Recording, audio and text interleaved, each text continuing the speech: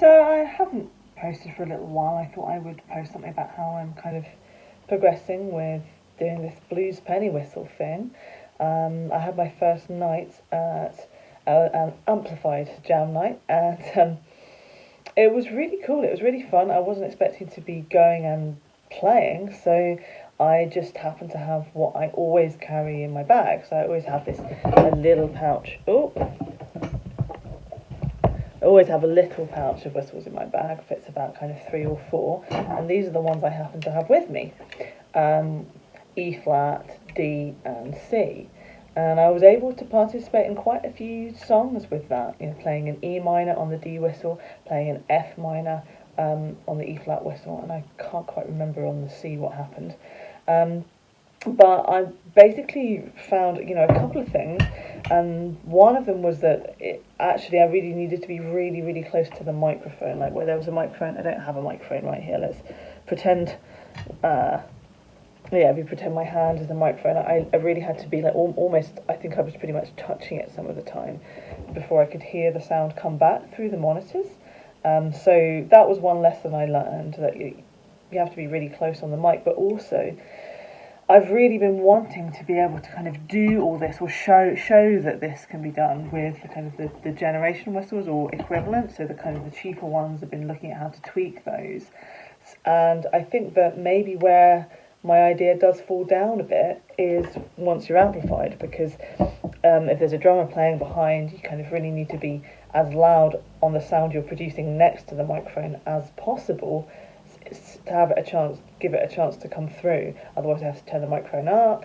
Other people on the stage, like the drummer, start coming through that microphone, so it doesn't work as well. So I might have disproven my own idea, which is to really try and show all of this can be done on the generation whistles or the cheaper whistles. I wanted to show that because I wanted this kind of blues penny whistle revolution that I'm trying to sort of start up to be accessible to everybody. More difficulty where it was kind of the cheaper whistles, because they're not producing so much sound. They're not as loud, basically. But what else did I find, playing on a jam night with my penny whistles?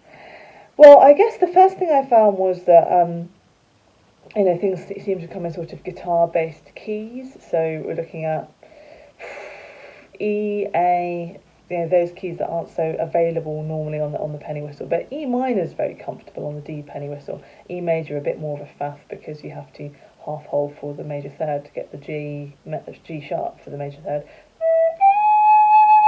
And I still don't land that right every time, so it's easier to do E minor. But also one thing that I found was, compared to other instruments, like compared to when I play the guitar on a jam night, or something with more range, literally more range of notes, but also more range in terms of more range of types of tones. You can put distortion, you can take it off, you can play loud and quiet, and this really does just one tone and one volume. So I was thinking, well, it's after a couple of songs, it feels a bit restrictive. So I was thinking, well, what else can I do to make it more interesting? So one thing that I tried a little bit in E minor was a little bit of double whistle. Now, this would have been better probably with 2 D whistles, but I didn't have that. I had a D and a C. So this is G on a C whistle, and this is G on a D whistle.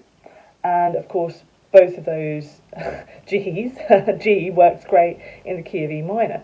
So playing 2 together, well, that's not very much fun, because that's just the same note twice. But say I play a B on the D whistle, well, we've got a G major chord right there, but also that's part of the E minor chord as well. So it worked fine to be going.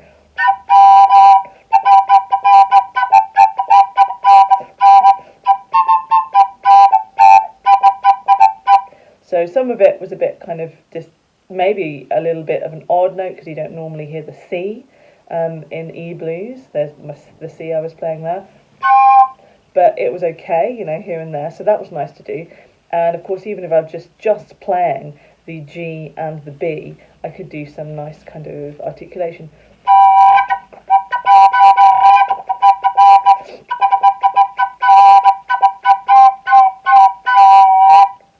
So that was cool to do.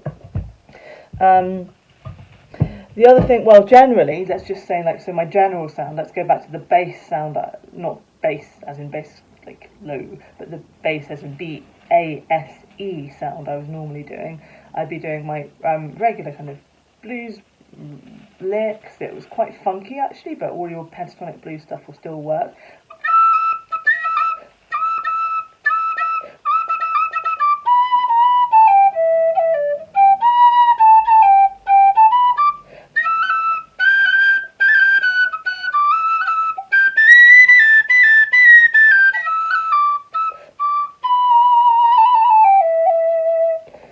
So there was that as well, and I did do quite a lot of kind of percussive articulation as well, because there were quite a few riffs that I could do that just weren't very interesting on the whistle. That it'd be kind of like this. So you'd hear the guitar player go,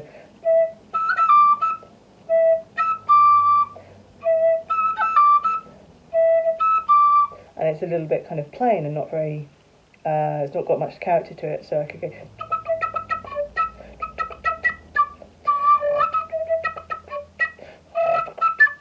And it doesn't really matter if you drop the octave or go up the octave by accident. It just, the whole sound really works quite well. The other thing I was trying, because I was right up close against that microphone, was I could make more sort of percussive sounds.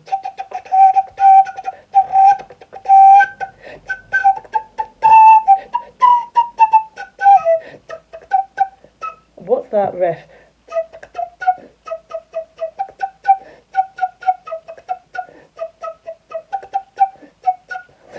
So a bit of James Bond there. So I could do some little things like that with putting the whistle just on my lip, not actually putting it in my mouth, because of course all those percussive sounds are going straight into the microphone.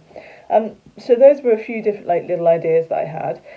I also did quite a lot of kind of, I don't know what you'd call it, kind of wailing, like you get on guitars when there's no particular note being played, but you're just kind of sliding up and down between notes, kind of making a sound effect, kind of like a.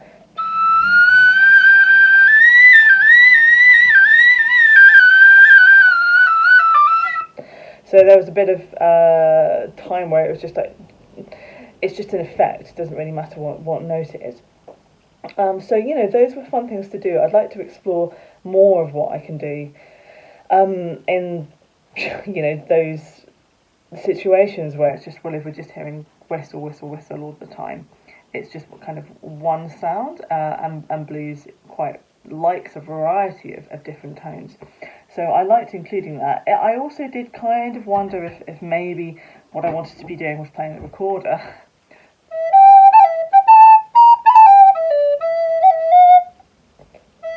There we go, there's my F sharp.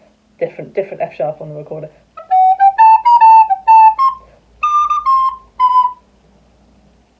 I obviously don't know the recorder very well. Hang on. What would I play? Let's play a blues something.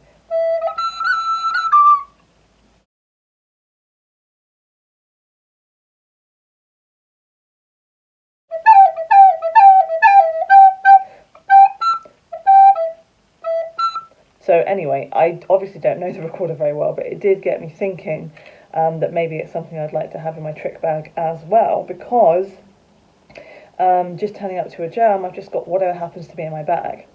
And with whatever happens to be in my bag being 3 whistles, I didn't really have enough different keys to make it work. I didn't want to play on every song, but it was interesting that if I'd wanted to, I couldn't have. Whereas maybe if I'd got my stuff together on the recorder, I could have done, and that's just small as well, and it's fully chromatic, and I could fit it in my bag, even though some keys would be really difficult. And the other option is just to keep working on the penny whistle and get really good in more and more positions, because I'm currently working with 4 positions. So on a D whistle, that gives me basically a D major blues, E minor blues, G major blues, an A minor blues with a bit of a stretch to an A major blues as well. So I kind of get 4 to 5 keys out of each whistle. But with practice, I could probably get more. And that might be the way forward. So yeah, I was just thinking, this is good. It's been really fun to go to a jam night.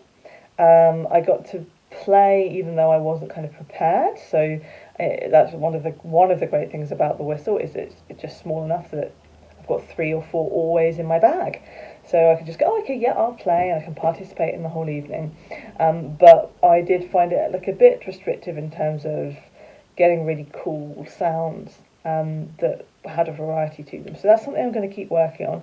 Just to recap, the sounds that I talked about that were sort of additional sounds were, I guess, in order of appearance, double whistle.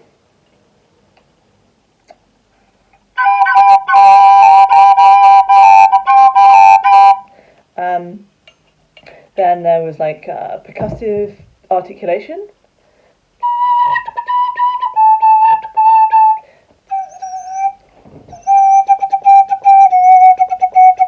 It sounds a bit weird without the microphone. That actually doesn't sound very useful, but with the microphone it's really nice. And finally, oh yeah, kind of like a wailing effect.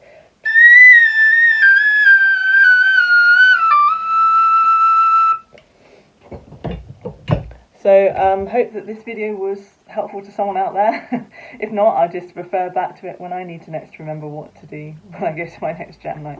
Alright, thanks for watching.